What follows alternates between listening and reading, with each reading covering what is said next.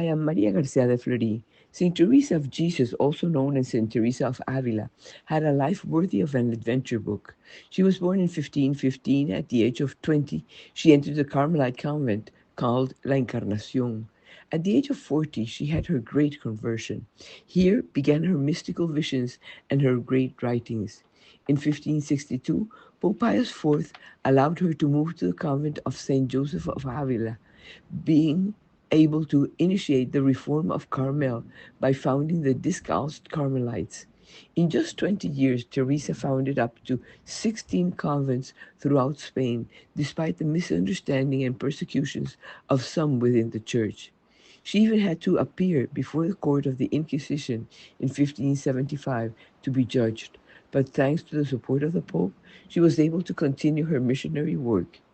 Convinced that this was what God wanted from her, St. Teresa was not intimidated. St. Teresa wrote The Way of Perfection to direct her nuns, and there she wanted to capture the essence of her life project in the Barefoot Carmel. A life of prayer that is a relationship of friendship with God and with others, and that therefore commits the whole person. Teresa delved into three topics that she considered essential for those who want to become prayerful: love, freedom, and truth. She also wrote the Book of Foundations to build and encourage her nuns. As for the interior castle, that can be considered that she wrote it for the instruction of all Christians. And in that work, Saint Teresa is shown as a true doctor of spiritual life. Teresa lived what is known as a transverberation, and it's one of the mystical graces referred to her life.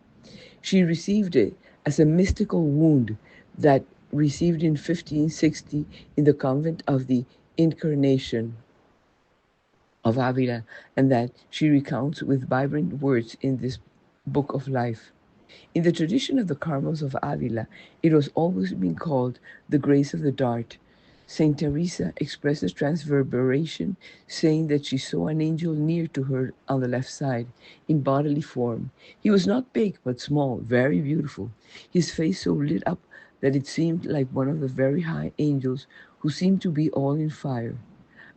She saw in his hands a long golden dart, and at the end of the iron it seemed to have a little fire. This seemed to go through her heart. The pain was so great that it made her moan. St. Teresa used to say that it is not bodily pain but spiritual pain, although the body does not stop participating somewhat and even fed up. It is such a soft, sweet-hearted that passes between the soul and God, and that she begs your goodness to please whoever thinks I am lying. Saint Theresa of Jesus died in 1582 in Alba de Tormes, Spain, having done things unthinkable for a woman 5 centuries ago. She promoted a religious order for women and another for men, opened numerous convents, wrote great works of spirituality, renewed the church. She was the first woman declared doctor of the church, and she did everything thanks to her impetus and love for God, because she knew that with God we always win.